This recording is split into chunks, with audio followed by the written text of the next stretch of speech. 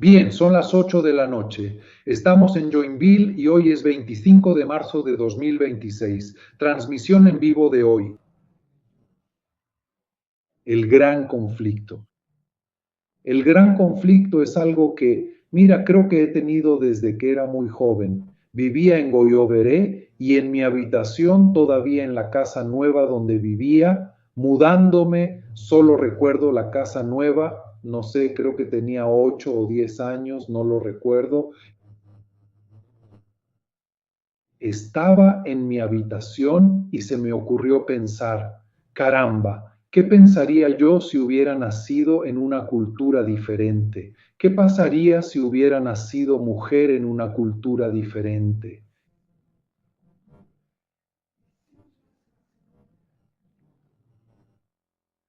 ¿Qué creo que seguiría igual? ¿Cuál es mi lema? ¿Cuál es mi creencia? ¿Quién soy?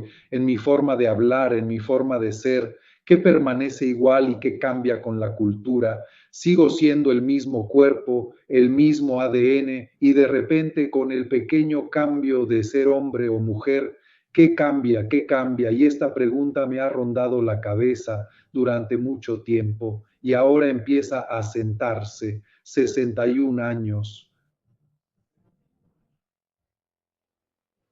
Comenzó a asentarse en este gran conflicto, el conflicto principal, el conflicto, el gran conflicto. El gran conflicto es este. Vamos a hablar de ello hoy a un nivel general. Vamos a abordarlo de una manera traslacional desde la caída de Tupá y Pachamama hasta la guerra con el tiempo, la guerra que busca tu atención.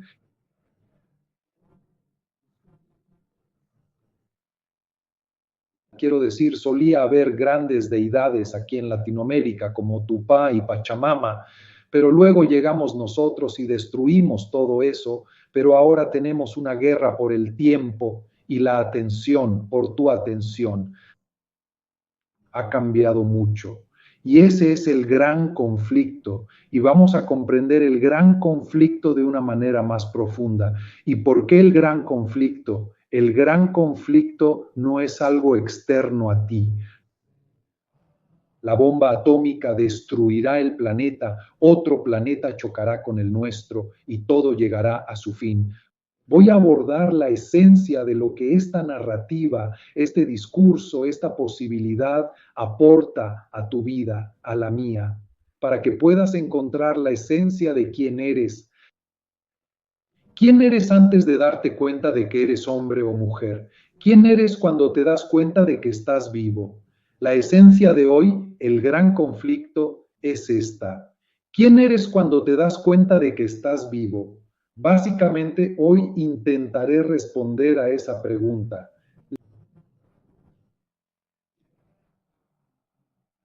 Libertad, ¿sabes? La libertad de esa construcción de tu yo cultural, de tu falso yo. Hay un yo que adoptas, ese yo adopto ese yo, pero ese yo es falso, es cultural. Si estuviera en otra cultura, esos pensamientos o creencias ni siquiera existirían en mí. Así que no es parte de mí. Sí, pero es quien soy. Jesús. El gran conflicto es precisamente esta prisión de narrativas dentro de nosotros mismos que nos mantiene, diría yo, dentro de un principio moral. Eso entró en mi cabeza sin mis habilidades de pensamiento crítico, entró en mi cabeza por presión situacional de padres, cuidadores, alguien me presionó y al presionarme fui a la zona 3, el miedo, y la narrativa tomó el control. ¿Por qué? Porque mi pensamiento crítico disminuyó y la narrativa se apoderó de mí. Entró, se arraigó, se quedó y ahora controla mi cuerpo, controla mi posición, controla mi percepción del libre albedrío, controla mi sentido de la moralidad. Esto no es cosa de mujeres, esto no es cosa de hombres. Esta moralidad arraigada que yo no tenía.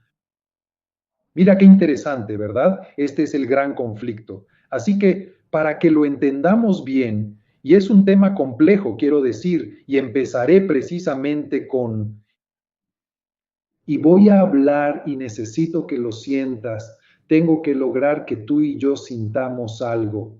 Así que mira, lo primero que vamos a hacer es intentar respirar hondo.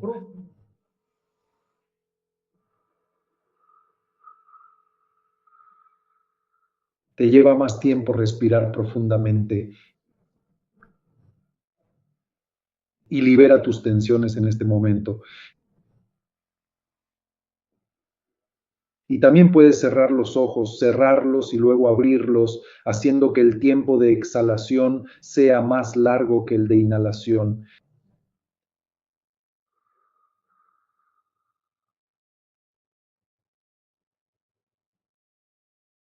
Y en ese momento, ¿a dónde se dirige tu atención? En ese momento entra la canción. Ya sabes, atención a la actuación en vivo, atención al objeto que está a un lado. Ese es el gran conflicto. Repitamos de nuevo, respira hondo, haz una expresión, no demasiado profunda, déjalo salir todo. Y aquí en el medio, respira más profundamente, todo, y exhala lentamente. Estás alargando tu respiración, estás aumentando el espacio dentro de ti, así que has aumentado el espacio. Aumenta el espacio de la exhalación, porque entonces aumentas la variabilidad de tu frecuencia cardíaca, aumentas tu sentido crítico, lo que permite una exhalación prolongada. Y trata de relajarte, así tendrás más espacio y libertad de movimiento.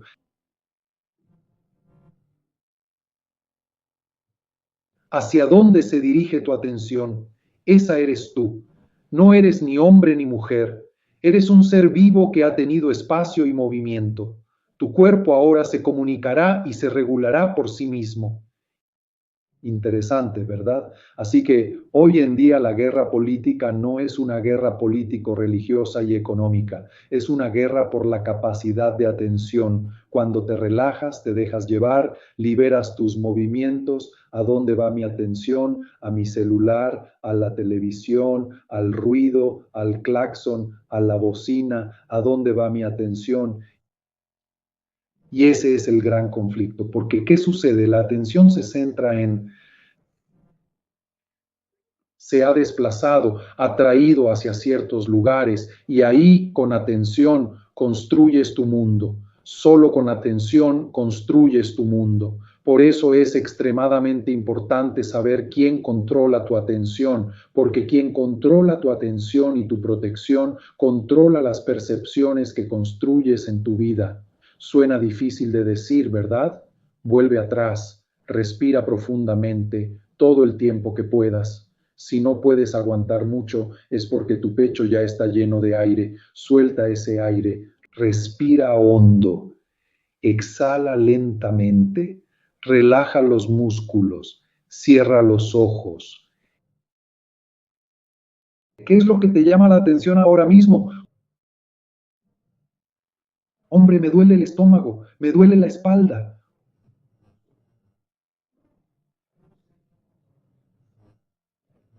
Hoy el gran conflicto es un conflicto de atención y fundamentalmente en este conflicto de atención tenemos un principio moral establecido en el individuo o un principio moral fuera de lo orgánico. Y de esto es de lo que les voy a hablar ahora. Están ahí con su hijo de 1, 2 o 3 años jugando y sus cuidadores en algún momento quieren que tenga cierta actitud, quieren controlar una postura que tiene en ese momento. Uno le pega en la mano, otro lo acaricia. Entonces, ¿qué pasa? En ese momento el cuidador viene y asusta al niño, miedo.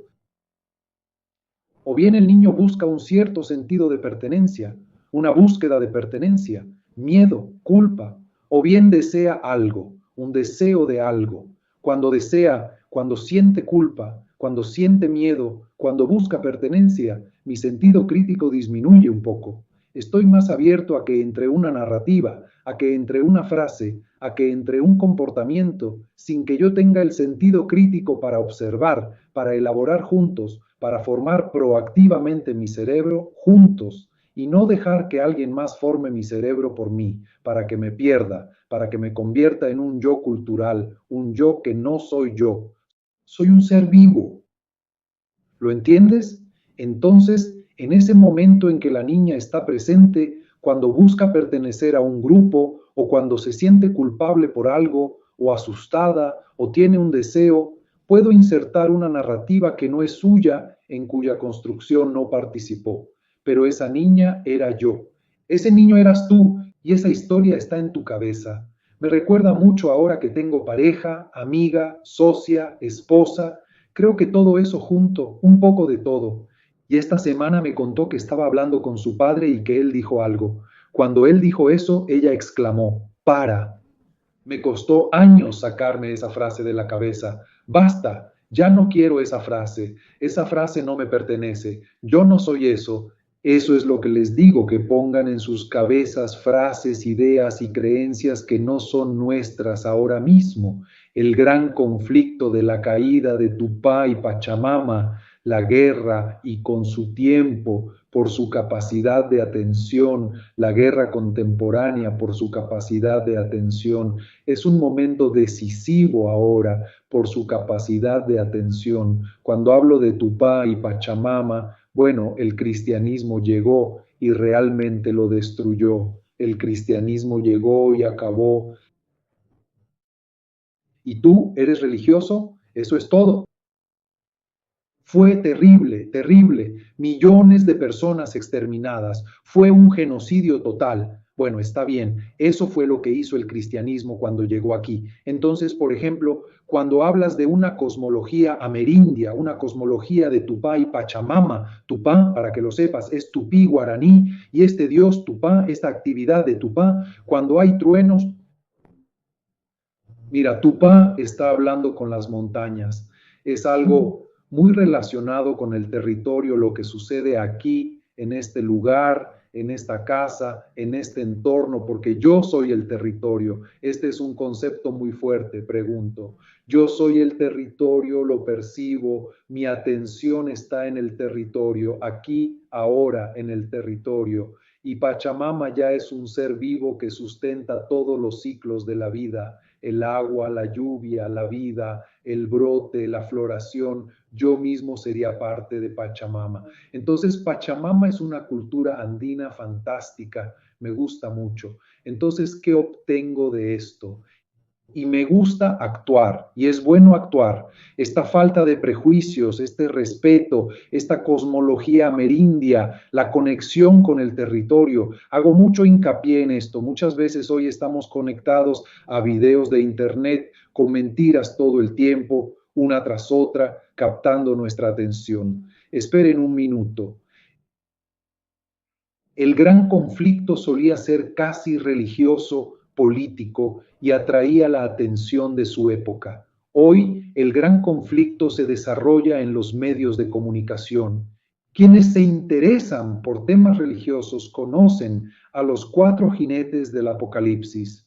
Hoy los cuatro jinetes son los jinetes de las redes sociales. Hablamos de Google, Facebook, Amazon, X, los jinetes de las redes sociales controlan la atención de gran parte de la población y de eso hablaremos hoy. ¿Qué sucede entonces?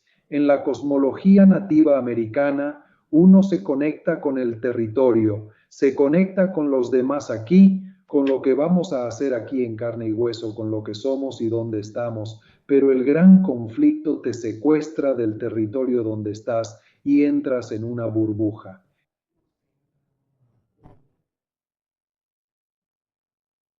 ¿Qué capta tu atención? Ahí es donde surge el gran conflicto y es entonces cuando comienza a formarse un yo cultural, un yo burbuja.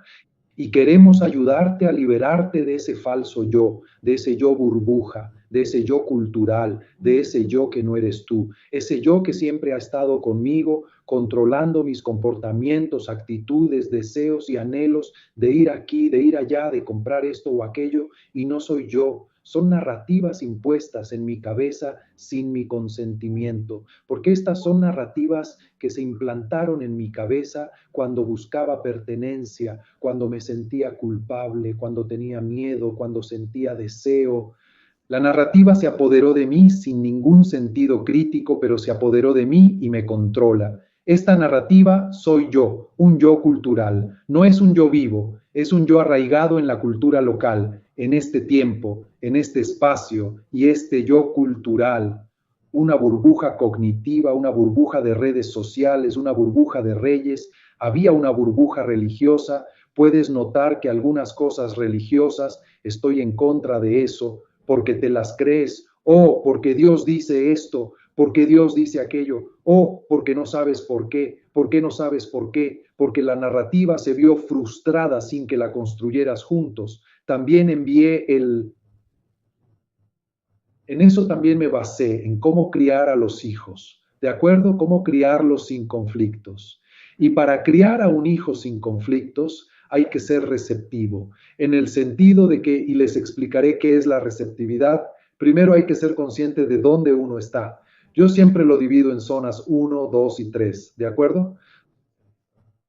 Zona uno, cuando estás en un estado mental propicio para hacer algo, estás concentrado en hacerlo, estás muy concentrado. Zona 3, estás secuestrado, algo lo ha secuestrado, el deseo de pertenencia, el miedo, la añoranza, el anhelo lo ha secuestrado. Y entonces estás en una narrativa fuerte y rígida, tu respiración es corta, estás concentrado u obsesionado con algo. Zona 3 y zona 2, tú, en la zona 3 estás fijo, así, y tu cuerpo está encorvado. En la zona 1 tu torso está ligeramente inclinado hacia adelante. En la zona 2 estás centrado y estás en el territorio. Entonces es más o menos así. Respira, siente tu cuerpo, siente tus pies en el suelo, siente el movimiento a tu alrededor. Estoy aquí. Zona 2. Esta capacidad de respuesta del educador es muy importante. Van a la zona 2 y ahora miran al niño. ¿Dónde está el niño? Si el niño está en la zona uno, está concentrado en hacer algo, está corriendo, caminando, así que hay que darle ideas cortas y rápidas, darle ese equilibrio en el juego, cambiar el juego, hagámoslo porque está en la zona uno. Si está en la zona 3, está a la defensiva. Puede que incluso esté a punto de derrumbarse, puede que esté en medio de una rabieta que ya la ha dominado. El comienzo de una rabieta es algo que a veces el niño finge estar experimentando, pero solo está fingiendo, tiene el control, negocia contigo al principio, de repente entra en un momento en el que no puede revertirlo y se pierde en la emoción, y ahí ya no tiene el control, está en medio de una rabieta, ya no hay control. Zona 3 dominada. Y luego, como es una niña pequeña, de 4 o 5 años, ves ese pijama que tiraron al suelo, el tipo, de acuerdo, cuando te dejas llevar por procesos lógicos y racionales que no has organizado, eso es basura cognitiva. No te abres a aprender cosas nuevas, no te abres a considerar que no tiene nada de material, que era solo una falsa verdad metida en tu cabeza sobre qué es Dios, qué es bueno, qué está bien y qué está mal, y a veces una afirmación extremadamente simple como esto está bien, esto está mal, facilita tu comprensión y te da una sensación de alivio. El cuerpo libera algún tipo de endorfina y uno siente una sensación real cuando la explicación es simple. Pero a veces la explicación es mentira. Sí, pero es simple y me sentí bien. Pero es mentira. Oh, pero estoy bien. Y si estoy bien con una explicación es porque es verdad. Es mentira. Es un sesgo humano. Es un sesgo humano. Ese es nuestro gran conflicto. No es que te hayas relajado y hayas encontrado la verdad. Quizás te relajaste al simplificar problemas complejos y al simplificarlos te crees experto, estás bien, por lo tanto tienes la verdad. Pero no es así. No lo tienes.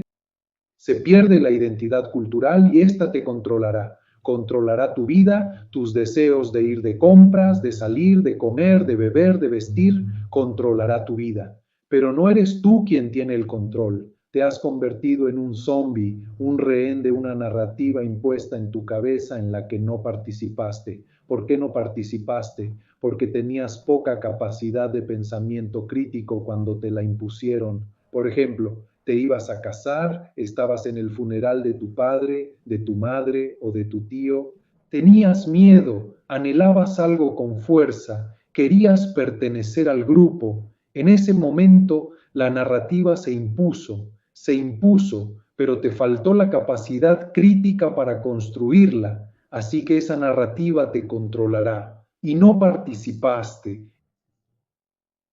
Ella no es parte de ti, pero sí lo es. Qué conflicto tan interesante.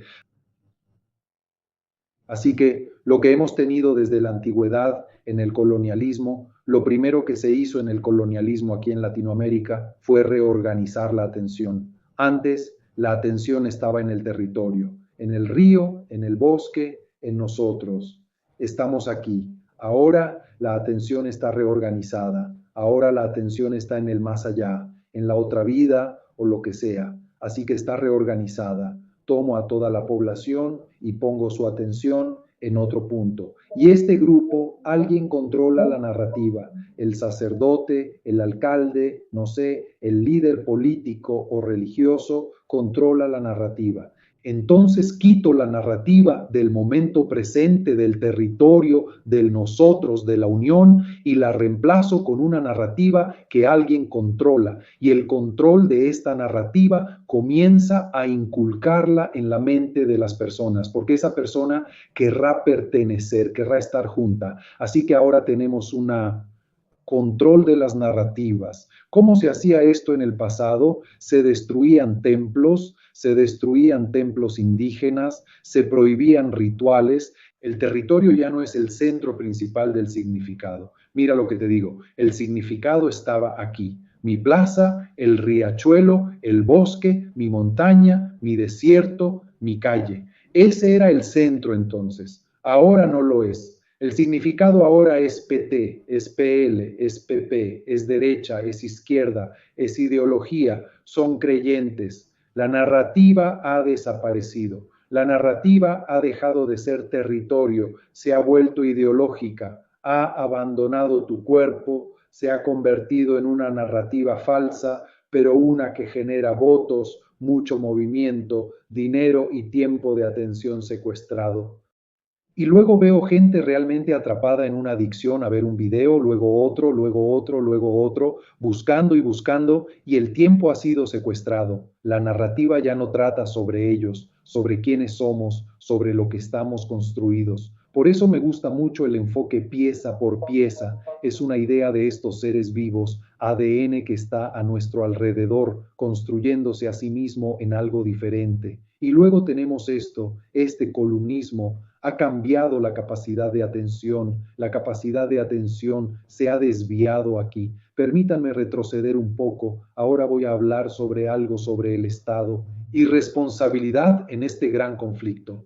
En este gran conflicto presionas al individuo, presionas al niño de 3, 4, 5 años, 2 años, 1 año, 1 mes. Los presionas con cosas agresivas y en esta situación agresiva reaccionan como una forma de escapar de esa situación agresiva. Esta reacción que tuvo el niño, que tuvo el bebé, fue debido al ambiente agresivo en el que se encontraban y pasaron a la zona 3, miedo. Pero esta reacción empieza a volverse automática para ella. A los 3, 4, 5, 40, 50, 60 años, su identidad ha sido secuestrada porque había encontrado una solución, una salida física a esa situación. Pero esa situación no es algo que les ocurra a todos los niños. Fue una situación atípica y me dejó con un comportamiento determinado, con una estructura cerebral particular. Y esta formación cerebral en algunos casos son solo narrativas. En otros casos ya es conductual, ya es implícita, es aprendizaje implícito. Tu cuerpo ya va hacia allá, tú ya vas hacia allá. Así que de eso estamos hablando. Este gran conflicto es lo que te dejo, esta libertad que quiero dejarte y que también quiero tener, sabiendo que muchas cosas que quiero no es que yo las quiera, sino que fueron puestas allí por mi amado. Lo anhelaba cuando me sentía culpable y me culparon. Al culparme impusieron la narrativa. ¿Eres culpable porque desenterraste una narrativa y esa narrativa se apodera de mi vida? Y entonces me convierto en ella sin saberlo. ¿Qué clase de libre albedrío es ese? ¿Qué clase de libre albedrío es ese? ¿Qué clase de principio moral es ese? ¿Una moralidad impuesta? Los principios morales son principios que provienen del ADN. Existen diversas especies de vida y hay un principio ahí, no. Insertemos un principio cultural. No, no es Tupá, no es Pachamama, es este de aquí. Es una religión europea, pongámoslo, porque esto es amor, esto es bondad. Y detrás de eso, el político me da votos. Votos para mí, votos para mí, votos para mí. Y entonces ves que hay una deriva y la atención se desvía y representas discursos, representas narrativas, ya ni siquiera representas tu propio ADN. Tu ADN simplemente está siendo utilizado por lo que te fue inculcado. Pero ¿por qué buscas pertenecer? ¿Pero por qué te sentías culpable, asustado y anhelante? ¿Cómo terminamos en esta situación? Es interesante porque hoy estaba hablando con alguien y me dijo, pero este principio moral, ¿cómo puede un médico acercarse a alguien y ofrecerle, mira, si quieres que te paguen, es más barato, ¿verdad? El principio moral es que este médico diga eso, un abogado, un médico que es una persona y luego se convierte en una persona común. ¿Qué principio moral hay en eso? Le dije, espera un momento, tenemos un... El Estado es irresponsable porque miren, el gran conflicto hace que el Estado tenga un Estado al que se teme, en el que se busca pertenencia, se anhela. Este Estado entra a la narrativa, de acuerdo, pero nuestro Estado, que somos todos juntos en un territorio, todos los seres humanos en un territorio, tenemos un Estado. Este Estado también tiene una narrativa que ha sido secuestrada por los superricos. En esta narrativa secuestrada por los superricos, son ellos quienes crean el dinero y controlan su flujo. Gente, es muy sencillo. Los superricos crean dinero y el flujo de dinero. La izquierda o la derecha continúa. Los partidos políticos de izquierda, derecha y centro siguen ahí y todos quieren más dinero. Así que, en realidad, la búsqueda del dinero se ha convertido en un principio moral y al ofrecer algo con o sin recibo, estoy hablando del principio moral de ganar más. ¿Qué principio moral es ese? ¿Qué clase de principio moral es ese? Es decir, se ha convertido el lucro en el principio moral, la búsqueda del dinero. Pero entonces dices, si no tengo dinero no puedes vivir. Es cierto. Así que aquí tenemos un Estado irresponsable porque no te da lo mínimo para sobrevivir. Y ese mínimo es el ingreso, el Estado. El Estado es el Estado de Brasil, el Brasil de los brasileños. Brasil tiene cierto ingreso, genera riqueza. ¿Está esta riqueza llegando diariamente a las manos al PIX, sistema de pago instantáneo brasileño de los brasileños?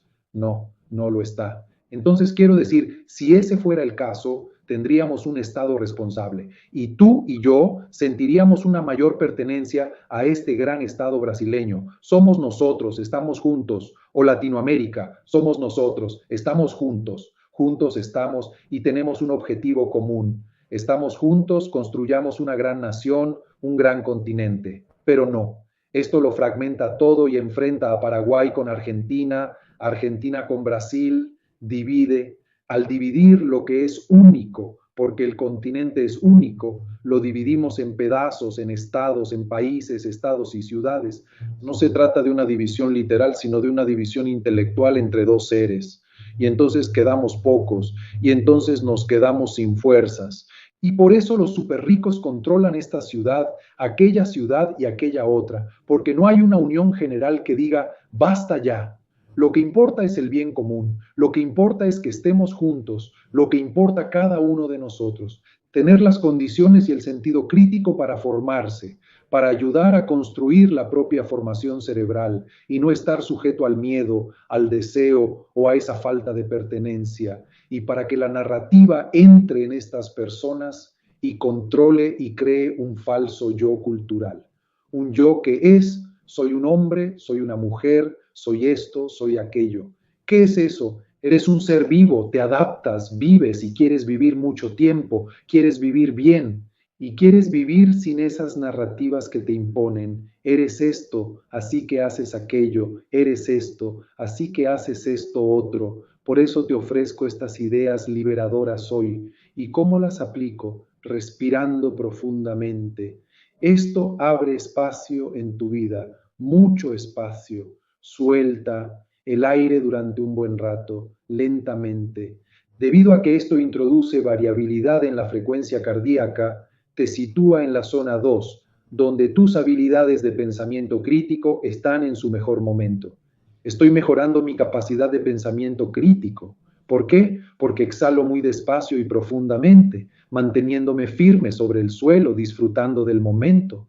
No con cosas digitales influyéndome, estoy en el territorio donde estoy, sin una silla, estoy sentado, siento la silla, siento el territorio, soy esto, parte de esto. ¿A dónde va mi atención? Este es el gran conflicto. Está robando tu atención ahora. Solo quería dejarte con un gran abrazo, hermanos y hermanas. Dichos, frases y creencias que se han puesto en tu cabeza, construye tu vida como quieras, con tu sentido común, dentro de esta zona 2 este equilibrio de sentarse, de pensar en la vida. La vida termina, pero puede generar grandes momentos para ti ahora.